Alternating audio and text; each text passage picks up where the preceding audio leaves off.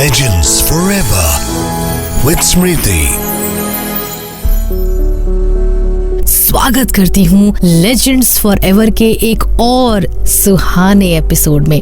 मैं स्मृति और आज बातें करने वाले हैं एक ऐसी खूबसूरत अदाकारा की जिनका बॉलीवुड का सफर बहुत छोटा सा रहा, लेकिन जो भी किया उन्होंने कमाल ही किया। जी हाँ, आज लेजेंड्स फॉर एवर में बातें होने वाली है स्मिता पाटिल जी की। अपने सशक्त अभिनय से पहचान बनाने वाली स्मिता पाटिल का जन्म 17 अक्टूबर 1956 में हुआ था। भले ही इनका फिल्मी सफर सिर्फ 10 साल का रहा है, लेकिन काम ऐसा कि आज भी वो चर्चा में रहती हैं। स्मिता पाटिल जी जो भी रोल करती थी उसमें ढल जाया करती थी।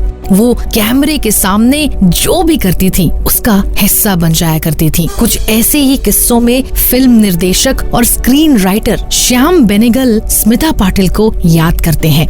श्याम बेनेगल साहब ने कहा था, मुझे याद है जब फिल्म मंथन की शूटिंग राजकोट से कहीं बाहर कर रहे थे। शूटिंग के दौरान स्मिता पाटिल गांव की औरतों के साथ उन्हीं के कपड़े पहनकर बैठी हुई थी। वहां पर शूटिंग देखने के लिए कॉलेज के कुछ बच्चे आए थे, तो उन्होंने पूछा कि इस फिल्म की हीरोइन कहाँ है। किसी ने स्मिता की तरफ इशारा किया कि वो है फिल्म की हीरोइन, तो उस स्टूडेंट ने कहा कि क्या तुम मजाक कर रहे हो, ये गांव की औरतें हैं, किसी बॉम्बे फिल्म की हीरोइन नहीं हो सकती। यह थी खासियत स्मिता पाटिल जी की। उनका नाम स्मिता जो रखा गया था, इसके पीछे भी एक दिलचस्प कहानी है। असल में जन्म के समय उनके यानी कि स्मिता पाटिल के चेहरे पर मुस्कुराहट जो उनकी माँ विद्या ताई पाटिल ने देखी, तो उनका नाम स्मिता रख दिया। यह मुस्कान आगे चल के भी उनके व्यक्तित्व का सबसे आकर्षक पहलू बना। स्मिता पाटिल अपने गंभीर अभिनय के लिए जानी जाती थी, लेकिन बहुत कम लोग जानते हैं कि फिल्मी पर्दे पर सहज और गंभीर दिखने वाली स्मिता पाटिल असल जिंदगी में बहुत शरारती थी। स्मिता पाटिल की जीवनी लिखने वाली मैथिली राव बताती हैं, वो निजी जिंदगी में बहुत साधारण थी। उनके अंदर ऐसी कोई चाहत नहीं थी कि वो कोई बहुत बड़ी स्टार बने। जिंदगी के प्रति गंभीर होने के साथ साथ वो बहुत शरारती भी थी, बहुत मस्ती करती थी। उन्हें गाड़ी चलाने का बहुत शौक था। यही कारण है कि 14-15 साल की उम्र में ही उन्होंने चुपके से ड्राइविंग सीख ली। स्मिता पाटिल ने अपने छोटे फिल्मी सफर में ऐसी नायाब फिल्में की जो भारतीय फिल्मों के इतिहास में मील का पत्थर बन गया। उनकी छाप छोड़ने वाली फिल्मों में जहां भूमिका,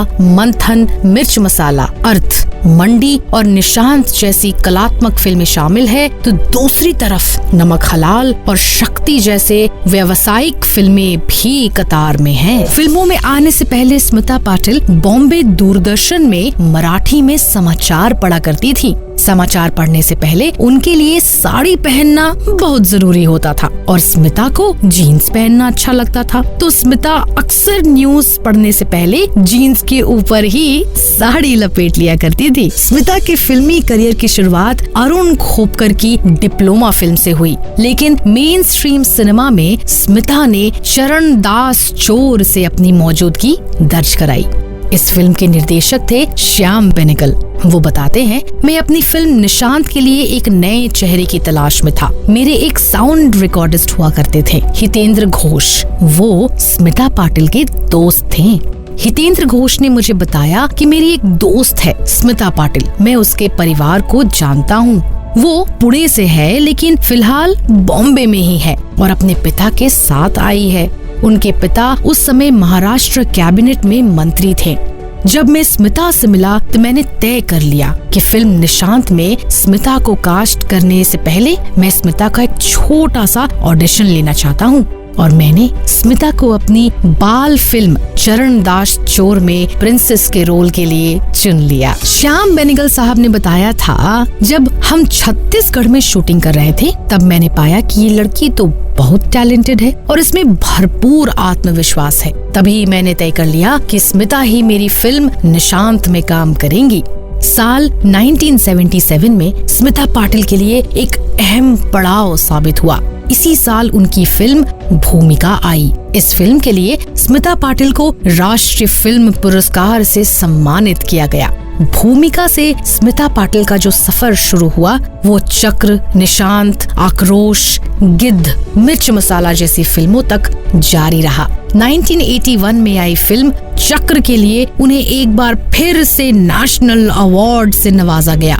फिल्म मिर्च मसाला उनके निर्धन के बाद रिलीज हुई, लेकिन इस फिल्म में निभाए गए सोन बाई के किरदार को उनके बेहतरीन काम में से एक माना जाता है। इस फिल्म ने निर्देशक केतन मेहता को अंतर्राष्ट्रीय ख्याति दिलवाई। केतन मेहता बताते हैं, मिर्च मसाला मेरी तीसरी फिल्म थी और जब मुझे पता चला कि मेरी script national film development corporation से अप्रूव्ड हो गई है तो मैं लोकेशन देखने गुजरात गया। उस फिल्म में मिर्च का एक अहम रोल है। जब मैंने वहां जाकर देखा कि मिर्च का सीजन शुरू हो चुका है और ये सीजन 2 महीने बाद खत्म हो जाएगा तो मैं भाग भाग कर बॉम्बे वापस आया और स्मिता से मिला और ये सारी बातें उन्हें बताई और कहा कि अगर हम चूके तो अगले साल तक के लिए इंतजार करना पड़ेगा। तो बस स्मिता ने किसी भी तरह से बाकी की फिल्मों के डेट्स को आगे बढ़वाया और इस फिल्म की शूटिंग शुरू कर दी। सीन कुछ ऐसे थे कि मिर्च फैक्ट्री के अंदर कुछ औरतें काम करती हैं। गर्मी का मौसम था, धूप और गर्मी के बावजूद स्मिता ने बहुत ही स्पिरिट के साथ काम किया और यूनिट के दूसरे लोगों को भी प्रोत्साहित किया। लेकिन अगर रियल लाइफ की बात करें तो जो रोल्स उनको दिए गए थे, क्या वो उन किरदारों से संतुष्ट थी? देखिए, ये मेरे भाग्य की बात है कि जब से मैंने हिंदी फिल्मों में काम करना शुरू किया, मैंने अच्छी फिल्में की हैं। अच्छी फिल्मों से मेरा मतलब ये है कि उसमें जो स्त्रियों के रोल मैंने किए थे वो औरतें हिंदुस्तान की ऐसी औरतें थी जिनके बारे में जो सच है वो इन फिल्मों में कहा गया था। जो रूरल बैकग्राउंड की हो या अर्बन बैकग्राउंड की हो, जैसे भूमिका थी, जैसे मंथन थी, जिसमें हिंदुस्तान की जो सिर्फ सफरिंग औरत ही नहीं लेकिन उसका जो इनर स्ट्रेंथ है, जो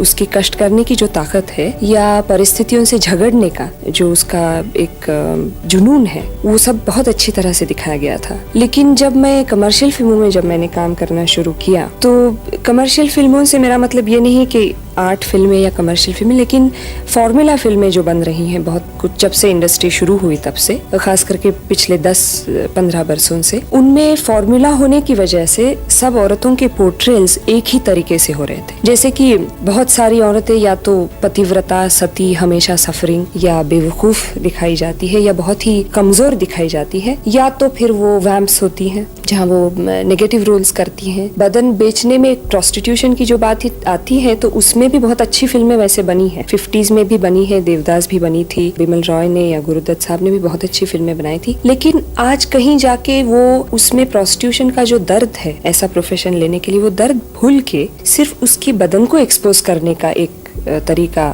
बन रहा है, जो बात गलत है। स्मिता पाटिल की एक बार एक पोस्टर काफी ज्यादा फेमस हुई थी जहाँ पर वो बहुत कम कपड़ों में नजर आई थी। एक नल के नीचे बैठ करके वो नहा रही थी। तो क्या ऐसे पोस्टर के लिए वो सपोर्टिव थी? देखिए, अगर मेरे हाथ में वो बात होती तो मैं बिल्कुल ऐसा नहीं होने देती। लेकिन आपने तो चक्रा देखी है, फिल्म बहुत अच्छी चली, अच्छी फिल्म थी। लेकिन एक औरत का जो झुग्गी झोपड़ियों में रहती है उसका नहाना ये बहुत रोज की बात है। लेकिन आप रास्ते में रुकेंगी नहीं, ये भी नहीं सोचेंगे कि इनको रहने के लिए जगह नहीं है तो नहाने के लिए जगह कहाँ से मिलेगी। लेकिन जब आप फिल्म बनाते हैं और ये फिल्म जब कमर्शियल सर्किट में बिकती है तो पब्लिसिटी, ये बात हमेशा डिस्ट्रीब्यूटर्स के हाथ में होती है। और एक फिल्म को हिंदुस्तान के ऑडियंस का एक शायद ये नहीं भी होगा, लेकिन ये बात उन पर फोर्स की गई है कि देखिए जी, इसमें तो सेक्स है, इसमें तो आधे नंगे शरीर है औरतों की, तो आप फिल्म देखने के लिए आइए। ये एक ऐसी एटीट्यूड बन गई है जो बहुत गलत है। फिल्म अगर सच्चे दिल से एक